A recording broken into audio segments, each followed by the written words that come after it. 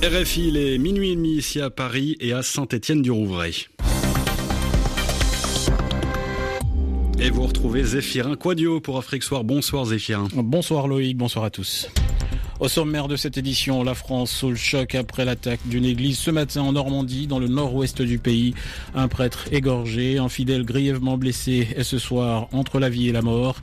Les deux assaillants ont été tués. Nous entendrons le curé congolais de la paroisse. Nous irons également en RD Congo où les partisans d'Étienne Tshisekedi se préparent activement à accueillir leur leader. Le vieil opposant est attendu demain mercredi à Kinshasa. Après 2 ans d'absence, il doit participer à un meeting de l'opposition prévu le 31 juillet. RD Congo toujours avec Kofi Olomide qui passe sa première nuit en prison. La star de la rumba congolaise au cœur d'une polémique pour avoir agressé l'une de ses danseuses a été arrêté ce mardi à Kinshasa. C'est un député de la majorité qui a porté plainte contre le chanteur. À la une également, Mogadiscio, la capitale somalienne, frappée par un double attentat suicide à la voiture piégée. L'attaque attribuée au Shebab s'est produite près de la base de la mission de l'Union africaine, l'AMISOM. Bilan, au moins 13 morts. La France, une nouvelle fois endeuillée par une attaque djihadiste. 2 assaillants se réclamant de Daesh ont tué ce mardi matin un prêtre et grièvement blessé un fidèle de l'église de Saint-Étienne-du-Rouvray dans le nord-ouest du pays avant d'être abattu par les forces de l'ordre. Jacques Hamel, le prêtre tué, avait 84 ans. Il officiait depuis 10 ans dans cette paroisse aux côtés du prêtre congolais Auguste Mwanda Poiti. L'abbé Auguste Mwanda Poiti, Kabla Jonaïdi a pu joindre juste après le drame. C'est vrai qu'on est menacé, il y a une menace qui plane sur tous les pays. Quand on voit toutes ces attaques qui ont eu lieu ces derniers temps, je me demande s'il y a un lieu où on peut être en sécurité. Je suis sûr que partout on est ciblé. Déjà, je suis très touché, très abattu. D'autant plus que celui qui a été abattu, c'est un prêtre à la retraite. Il avait 85 ans. Il aurait pu prendre tranquillement sa retraite, mais il a préféré continuer à servir les gens, être au service de l'Église et des gens. J'ai une pensée particulière pour sa famille. C'est dur. Voilà le témoignage de l'abbé Auguste Mwanda Poiti qui était à Paris au moment des faits. Ce soir, le chef de l'État français s'est adressé à ses compatriotes. François Hollande leur a demandé de rester unis. Le pape François condamne, lui, un meurtre barbare. Le pape qui est attendu à Cracovie en Pologne pour les Journées mondiales de la jeunesse. Une réunion des jeunes catholiques du monde entier, Cracovie, où l'émotion est bien sûr très vive. En Afrique, vive émotion également de la communauté catholique, notamment en Côte d'Ivoire, où on est également sous le choc. Écoutez, c'est témoignage suscité et recueilli par Frédéric Gara à l'église Notre-Dame de la Réincarnation à Cocody Riviera d'Abidjan. C'est vraiment écœurant et c'est triste de voir toutes ces réactions, mais c'est un peu effrayant. On ignore les motifs véritables de ces actions-là, puisqu'il y a des musulmans parmi. Comment savoir exactement si c'est une guerre de religion, puisque la majorité c'est les musulmans et puis les chrétiens. Donc on ne peut pas dire qu'ils en veulent aux chrétiens, puisque en même temps ils s'attaquent aux musulmans. Les musulmans sont nos frères. Parce qu'eux ils disent Allah, nous on dit Dieu. Donc moi je pense que c'est le même Dieu compris. Et si c'est le même Dieu compris, on ne doit pas rentrer dans une église et puis égorger des êtres humains. Et puis un curé d'une paroisse, c'est dangereux. Un catholique ne peut pas se permettre de rentrer dans une mosquée et puis se mettre à égorger des musulmans. Moi je pense que ce sont des bandits, des barbares. Parce qu'un vrai musulman ne peut pas commettre ça. Un croyant ne peut pas faire ça. Nous on se dit que c'est des gens qui se sont accaparés le nom de la religion pour faire ce genre de trucs, puisque c'est un peu courant. C'est un peu courant et puis très facile de faire cela. On se dit tout simplement que ces revendications sont une mascarade. Voilà des témoignages suscités et recueillis par Frédéric Gara, notre envoyé spécial permanent en Côte d'Ivoire. Après 2 années d'absence, Étienne Tshisekedi de retour au pays. L'opposant historique devrait arriver par avion privé ce mercredi à la mi-journée à l'aéroport de Ndjili, à Kinshasa. C'est ce que promet l'UDPS, en partie, qui aujourd'hui encore mobilisait ses partisans pour l'accueillir à l'aéroport. Alors que pensent les Kinois du grand retour de celui qu'on surnomme là-bas le Sphinx de Limété? Écoutez ces quelques réactions suscitées et recueillies par Sonia Rollet. Je suis ravie, je suis très contente de Papa Tshisekedi qui reviennent arranger un peu des choses qui ne vont pas ici au Congo, tu vois. Nous les femmes, on est vraiment souffrantes ici. Ces femmes vont aller l'accueillir, mais ça fait ni chaud ni froid. puisque le processus continue, Kabila est président. On attend les élections l'année prochaine, en 2017, 2018. On attend, mais ça fait rien, puisque on sait que Tshisekedi ne va plus se représenter avec son âge, sa santé, donc c'est rien. Ça nous fait un grand plaisir parce que ça date de longtemps, depuis qu'il était parti, il était malade. Maintenant, là, on va le voir en très bonne santé. On verra qu'il est là. Il est encore si fort pour retourner à la scène politique congolaise parce que sans lui, il y a beaucoup de choses qui ne marchent pas. Mais on est content. Il est parti, il a fait ce qu'il a fait. Aujourd'hui, il revient. On ne sait pas avec quoi, mais on l'attend. On sera content qu'il revienne. C'est un fils du pays. Pourquoi vous serez content? On l'aime beaucoup. Ça fait des années. Il a toujours été avec nous. Quand ça ne va pas, c'est le premier qui dit que ça ne va pas. C'est un monsieur, durant toute sa vie, qui s'est toujours nourri de l'opposition. Il a fait de l'opposition son gagne-pain. Donc pour moi, qu'il revient ou qu'il parte... Non, c'est un événement. Tu verras la foule, la liesse. Il y aura la liesse de l'aéroport jusque là, il va faire son meeting. Tshisekedi a toujours distrait la population. Il est là pour nous distraire. On veut un changement, mais pas avec Tshisekedi. Le retour annoncé d'Étienne Tshisekedi et ses troubles à Lubumbashi entre policiers et jeunes militants de l'UDPS. Selon le maire de la ville, ces jeunes s'étaient rassemblés et voulaient mettre des panneaux sans autorisation pour saluer le retour de leur leader. Ils ont été dispersés dans le calme, assure le maire. Des témoins parlent de blessés, de personnes arrêtées et de dégâts matériels. Du côté de l'UDPS, on ne se disait pas en mesure de faire un bilan ce soir. Les 6 jeunes de la Lucha, graciés par le président Kabila vendredi dernier, ont finalement été expulsés de la prison de Goma. Ces militants avaient refusé cette mesure par solidarité avec leurs camarades toujours en prison. Refus jugé inacceptable par le ministre de la Justice. Les 6 jeunes devaient être libérés officiellement à la mi-août. Notez par ailleurs que l'association congolaise d'accès à la justice, l'ACAJ, a publié une liste des prisonniers politiques et d'opinion dont elle demande la libération. Une trentaine de noms figurent sur cette liste remise à Edem Kodjo, le facilitateur de l'Union africaine. Edem Kodjo qui rejette les accusations de l'opposition dimanche. Une coalition de l'opposition présidée par Étienne Tshisekedi l'a récusé, déplorant, je cite, la précipitation avec laquelle il a lancé unilatéralement l'invitation pour les travaux préparatoires du dialogue voulu par le président Joseph Kabila. L'actualité en RD Congo, c'est aussi l'interpellation de Kofi Olomide ce mardi. Samedi dernier, il avait été filmé en train de donner un coup de pied à l'une de ses danseuses. C'était à l'aéroport de Nairobi où il venait de débarquer pour un concert.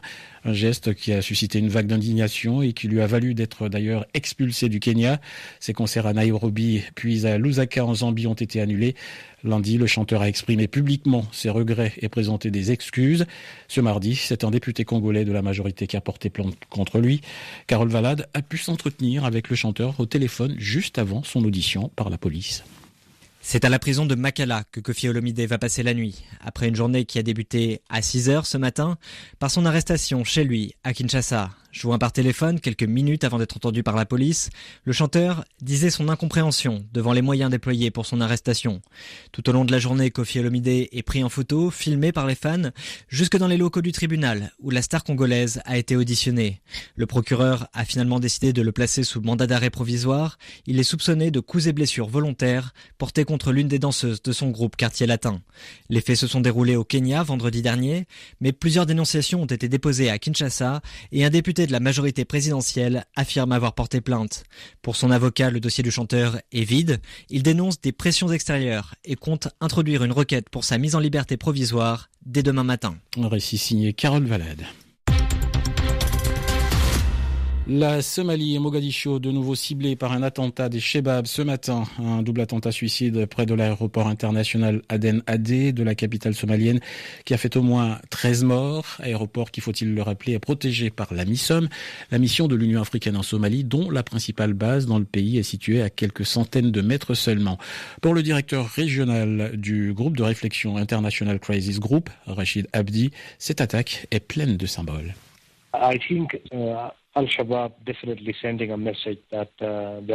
Je pense que les Chebabs ont envoyé un message fort avec cette attaque. Ils ont prouvé qu'ils étaient capables de mener, ou du moins d'essayer de mener, une attaque massive sur la plus grosse base en Somalie, de la plus grosse mission de l'Union africaine.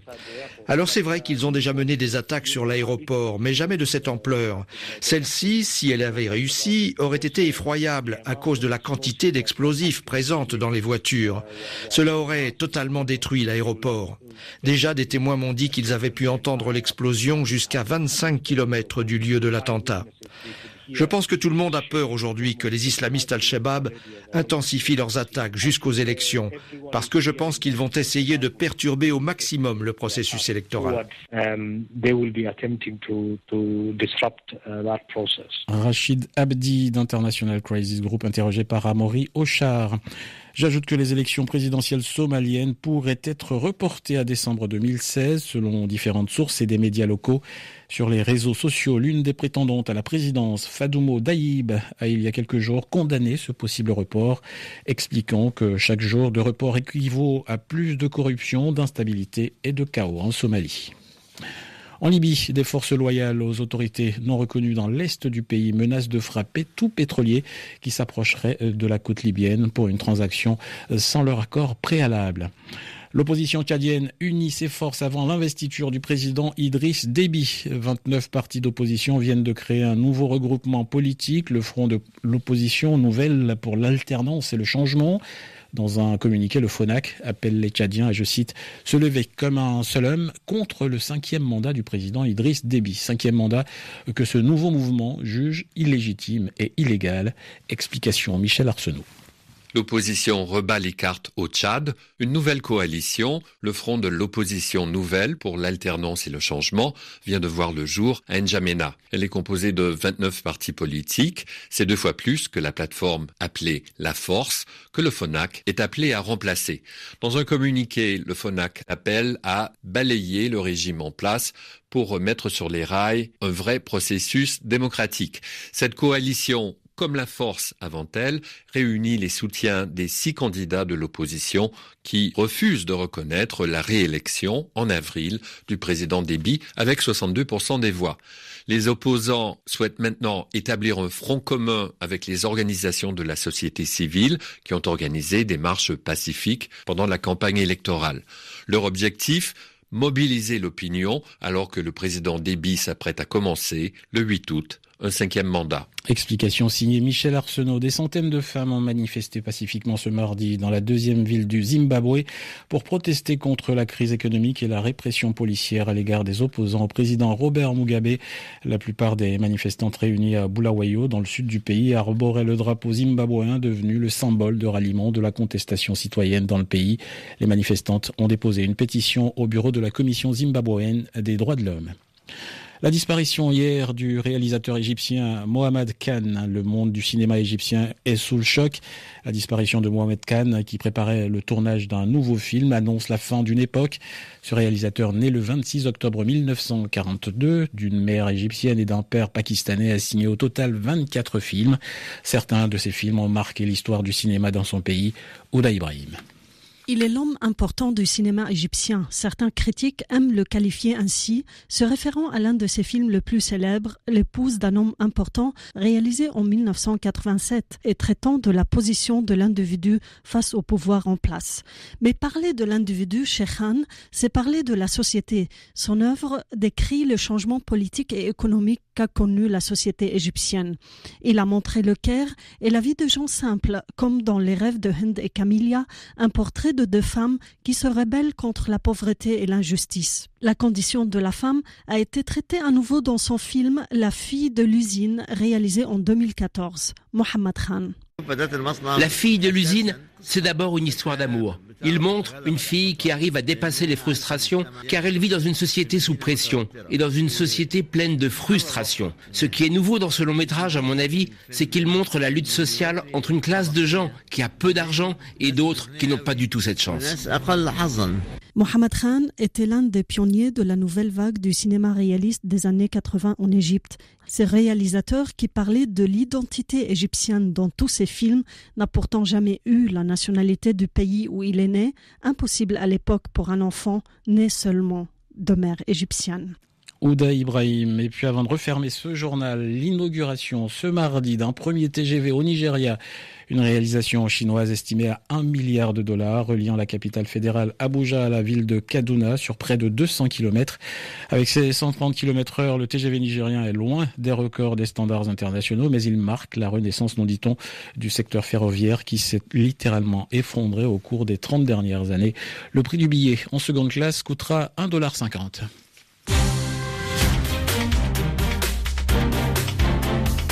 Afrique Soir sur RFI. Et à l'écoute de RFI, il est minuit et 45 minutes à Paris. À suivre le journal des sports avec Antoine Grenier. Et puis, exceptionnellement, en lieu et place du zapping d'appel sur l'actualité, le reportage d'Afrique ce soir. Reportage à Tamatave dans l'est de Madagascar sur les traces des cyclopousses. Moyen de transport, nous dit-on, bon marché en pleine expansion. Mais tout de suite, l'invité de la rédaction. Le Sénégal a été sélectionné par l'Union européenne parmi les 5 pays prioritaires dans la lutte contre l'immigration clandestine. C'est justement dans ce premier pays africain que séjourne actuellement Dimitris Avramopoulos, commissaire européen en charge des migrations, des affaires intérieures et de la citoyenneté, dans le cadre du dialogue que la Commission européenne souhaite instaurer avec les pays de départ des migrants. Pour rappel, le sommet de la Valette en novembre dernier a donné lieu à la création d'un fonds de 1,8 milliard d'euros afin de financer des projets pour combattre les causes profondes de la migration. 5 projets portant notamment sur la création d'emplois et d'opportunités économiques identifiées à l'issue du sommet de la Valette ont déjà été adoptés en faveur du Sénégal pour un montant total de 48,278 milliards de francs CFA. On en parle avec Dimitris Avramopoulos, invité de la rédaction au micro de Lou Garçon. Dimitris Avramopoulos, bonjour. Bonjour. Vous êtes commissaire européen en charge des migrations, des affaires intérieures et de la citoyenneté. Vous êtes de passage au Sénégal où l'Union européenne a mis en place des projets pour combattre les causes profondes des migrations clandestines. Alors quels sont ces projets ici au Sénégal et en quoi vont-ils changer quelque chose à l'hécatombe en cours en Méditerranée ? Quel est l'objectif de cette mission ? Tout d'abord d'établir des liens directs avec les autorités pour combattre d'une manière plus efficace les défis qui accompagnent le phénomène de migration, y inclut notre bataille commune contre les passeurs. Sénégal est un pays très très important pour nous, grâce à sa location géographique, mais aussi grâce au fait que le Sénégal est un pays stable, un pays démocratique, avec lequel on peut vraiment partager une politique commune à l'égard de ces défis. Vous savez qu'un grand nombre de citoyens de ces pays traversent le Sahara pour arriver au bord des côtes libyennes et traverser la mer afin d'arriver en Europe d'une manière irrégulière et illégale.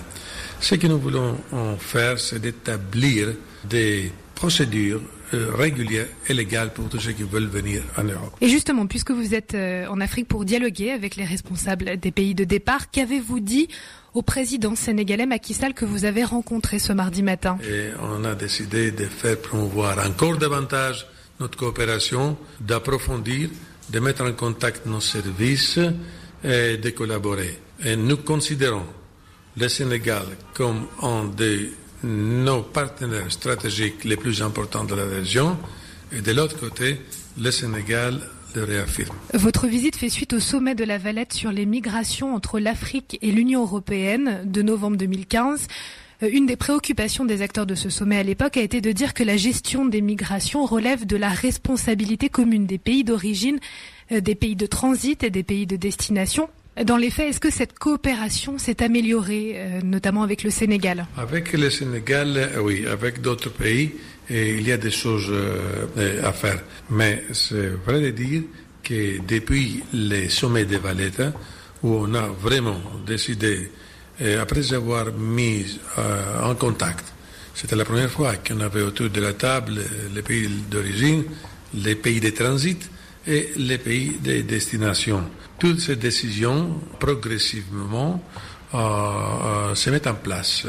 En juin dernier, les États membres de l'Union européenne ont accepté un nouveau plan destiné à trouver une solution à la crise des réfugiés. Alors ce plan, il propose de conditionner les aides au développement de l'Union européenne à des résultats en termes de migration.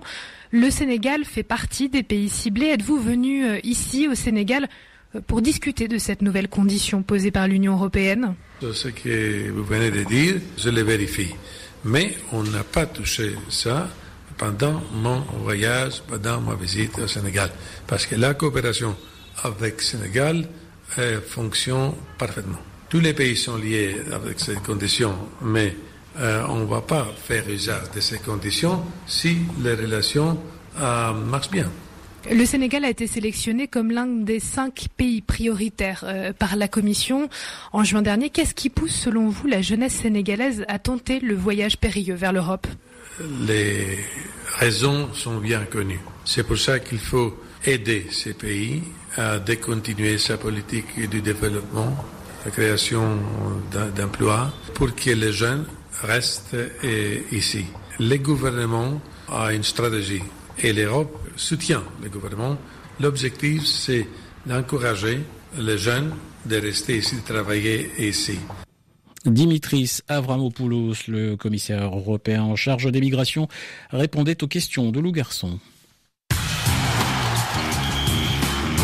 Et à suivre le journal des sports, c'est avec Antoine Grenier qui vient de nous rejoindre. Bonsoir Antoine. Bonsoir Zéphirin. Et on démarre avec le football et la Coupe de la Confédération. 2 rencontres de la 4e journée de la phase de groupe. Aujourd'hui, c'est fini pour les Libyens de l'Al Ahly Tripoli dans la poule B. Une défaite et la porte. Le contrat était pourtant simple pour les Libyens. Il ne fallait pas qu'ils perdent, mais face à l'Étoile du Sahel, ils enregistrent leur 4e revers en autant de rencontres. Le but d'Ahmed Akaïchi en seconde période a suffi à la formation de Sousse. 1-0, score final. Du coup, l'Étoile du Sahel revient provisoirement à hauteur du FUS Rabat avec 7 points en tête. Les Marocains qui affrontent ce mercredi leurs compatriotes du Kawkab Marrakech. Dans le groupe A, Antoine, les Ghanéens de Medeama recevaient les Tanzaniens des Young Africans. Et les joueurs de la ville de Tarkwa se sont imposés 3-1 des réalisations de Daniel Amoa dès la 7e minute, puis un doublé de Mohamed Abbas au 22e et 37e. Abbas qui en est désormais à 3 buts personnels dans cette Coupe de la Confédération. Simon Msuva, l'attaquant tanzanien, a eu beau réduire l'écart à la 24e minute. Medeama s'impose et compte 5 points au classement, autant que les Algériens de Béjaïa qui joueront ce mercredi contre le tout-puissant Mazembe. Au Congo-Brazzaville, il y a un an, jour pour jour, un accident grave lors d'une rencontre le laissait paralysé. Aujourd'hui, nous vous donnons des nouvelles de l'ancien capitaine de l'AC Léopard de Dolisie. Rudy Gaylord Bebende, 26 ans, la star des Léopards, va un petit peu mieux aujourd'hui. Laissé tétraplégique depuis un match en Égypte contre le Zamalek du Caire il y a pile 1 an.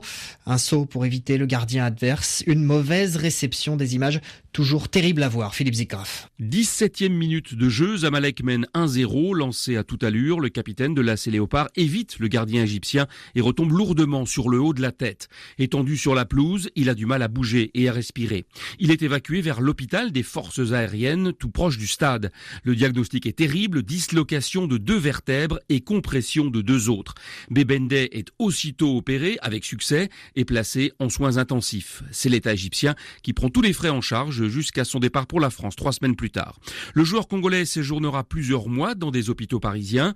Fin décembre, il rejoint un centre de réadaptation à Berck, dans le nord de la France, où il se trouve toujours aux frais de son club. Aujourd'hui, Rudy Gaylord va mieux, même s'il n'a toujours pas retrouvé sa motricité. Il se déplace en chaise roulante, mais il remue faiblement les bras. Il parle et il mange normalement, ce qui lui laisse l'espoir de retrouver un jour toutes ses capacités. Les médecins se veulent optimistes, car il y a 1 an, il était entièrement paralysé. À Berck, Bebende reçoit régulièrement la visite de sa femme et de son enfant restés vivre en France, ainsi que des représentants de l'AC Léopard. Il restera au centre de réadaptation au moins jusqu'à fin octobre, loin de son pays et un peu amer de constater un certain manque de solidarité du monde du football. Philippe Zigraf, triste nouvelle pour le football sénégalais avec le décès annoncé de Baba Touré. L'ancien milieu de terrain de la Jeanne d'Arc de Dakar et des Lions du Sénégal s'est éteint brutalement samedi.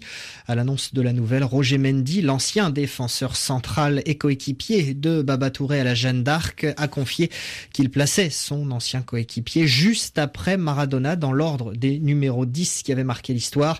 La preuve de l'empreinte qu'a laissé Touré, un joueur doué d'une grande aisance technique, Babacar Fall. Un soir de 1980, Baba Touré marquait l'unique but de la finale de la Coupe du Sénégal de football, offrant ainsi à la Jeanne d'Arc de Dakar son 4e trophée national. C'était face au club du Casa Sport, dont certains Jules François Bocandé. À 20 ans déjà, Baba Touré était l'un des meilleurs joueurs du championnat du Sénégal de première division.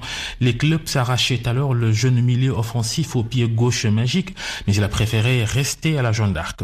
Des clubs africains tentent leur chance. Le Mouloudia d'Alger a voulu en vain enrôler le jeune prodige sénégalais, l'un des rares à l'époque qui marquait de loin sur corner direct. Quelques bonnes prestations en sélection et les portes de l'Europe s'ouvrent. Le rêve se brise. Après des anomalies cardiaques détectées, Baba Touré rentre au pays et décide de rejouer au foot. Un retour à la Jeanne d'Arc, puis il termine sa carrière dans des championnats inférieurs. C'est au milieu des années 90 qu'il raccroche définitivement. Les ennuis de santé et autres problèmes personnels l'enfoncent dans l'anonymat avant qu'un malaise cardiaque ne l'emporte samedi soir. Depuis sa mort, les hommages des fans de foot pleuvent sur les réseaux sociaux. Babacar Fall, Dakar, RFI. Football sénégalais toujours pour finir, Antoine, avec le transfert annoncé de Younous Sankaré. Le milieu de terrain international rejoint Lille. À 26 ans, Sankaré, formé au Paris Saint-Germain, va découvrir son 6e club de championnat français. L'an passé, avec Guingamp, il a inscrit 7 buts en 42 matchs. Avec le LOSC, le joueur retrouvera la Ligue Europa, une compétition qu'il avait disputée avec le club breton. Le journal des sports, Antoine Grenier. Merci Antoine. Et puis à suivre avant le prochain journal et comme promis, le reportage Afrique.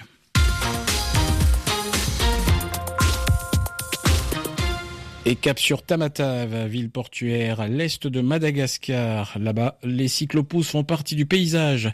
Arrivés en 2006, ces 2 places colorées tractées par un joker, un chauffeur cycliste, sont devenus un moyen de transport bon marché, nous dit-on, utilisé par tous les Tamataviens. Mais depuis quelques années, le nombre de cyclopousses en circulation n'a cessé d'augmenter. Il serait environ 16 000 aujourd'hui, dont la moitié ne sont pas en règle. Conséquence, plus d'offres que de demandes, une vie de misère pour les jokers et une situation anarchique que la commune urbaine a bien du mal à gérer. Reportage, Sarah Teto. Manette de frein entre les genoux, Francis, 18 ans, pédale à toute allure dans les rues de Tamatave, trop heureux d'avoir enfin décroché une course. Il a débarqué en ville en 2014 pour gagner sa vie. Sans diplôme, il s'est rabattu sur le métier de joker. Il faut autant les entendre plus. Ça fait 2 ans que je conduis le pouce parce qu'il n'y a pas d'autre travail. C'est très dur, mais je n'ai pas le choix. Je dois travailler et puis c'est mieux que voler. À l'achat, un cyclopousse coûte 180 €. À ce prix-là, impossible pour Francis de se l'acheter. Alors, comme pour les 16 000 autres jokers, il loue le sien à un propriétaire. Je loue le cyclopousse 5 000 arrières, environ 1,40 € par jour à mon propriétaire. Parfois je gagne 10 000 arrières, 2,80 €, mais parfois moins. Et parfois je ne fais pas de bénéfices car il y a beaucoup moins de clients qu'avant. Bonjour, voici l'argent pour la location du pouce. 1,40 €, 5 000 arrières. Ok, ton numéro de pouce ? 31. Oui, c'est bon. Jocelyne et Serge Calomène sont propriétaires de 32 cyclopousses. Tous les jours, les jokers qui leur louent un tricycle viennent les payer directement chez eux. Ici, tout est en règle, vignette payée, contrôle technique effectué, cotisation à une association de propriétaires. Mais sur les 16 000 cyclopousses en circulation, la moitié sont illégaux, aux grandes dames de Serge. Il y a trop de pousse-pousse illégaux et quand les policiers les arrêtent pour contrôler les papiers avec 10 000 arrières, soit 3 €, tu fais disparaître les problèmes. Moi, je veux que les responsables de la commune obligent les propriétaires à régulariser les papiers, qu'ils fassent appliquer les règles. Il y a un arrêté municipal qui interdit la construction de nouveaux pousse-pousse et pourtant, il y en a encore des nouveaux. Cet arrêté a été pris en 2009 pour tenter de stopper l'augmentation constante du nombre de cyclopousses. Mais faute de contrôle, la fabrication perdure. Dox, capitonneur soudeur, ne s'en cache pas. Il en construit une 30aine par an. Il y a des gens qui me commandent des nouveaux cyclos et moi je les fabrique. En 2009, il y a eu cet arrêté, mais je ne sais pas si on doit encore l'appliquer. Jusqu'à présent, je n'ai jamais eu d'amende. Une situation qui, d'après le 4e adjoint au maire de Tamatave, en charge des transports, devrait s'améliorer sous peu grâce au renforcement des contrôles de police. Et pour mettre fin à l'anarchie et désengorger les rues, une seule solution d'après lui, instaurer une circulation par rotation. Un jour telle association, le jour d'après telle autre. Une mesure qui, une fois mise en place, pourrait redonner du lustre à la première ville portuaire et à ses emblématiques cyclopousses. Sarah Teto, de retour de Tamatave, RFI. Merci Sarah Teto pour ce reportage. C'est la fin de cette édition d'Afrique Soir. À la coordination, Bernard Najot, assisté de Cécile Périllard, à la réalisation Wafanour. Merci à toutes et à tous. Excellente nuit à l'écoute de RFI. Dans une poignée de secondes, un nouveau journal sur la radio mondiale.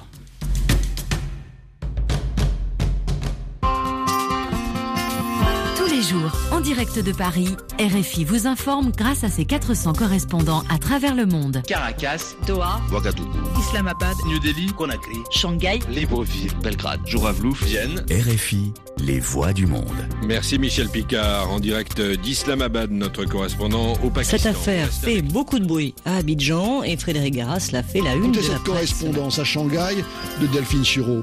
RFI. RFImusique.com.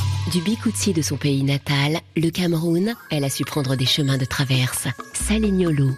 Mami Wata, depuis l'arrivée de la marée noire. Mami Wata, certains racontent beaucoup d'histoires. Mami Wata, on dit qu'elle est toujours larguée dans le noir. Mami Wata, il l'attendait toujours tous les soirs. Salignolo. Et plus de 350 artistes. À voir, à lire, écouter. Sur RFImusique.com.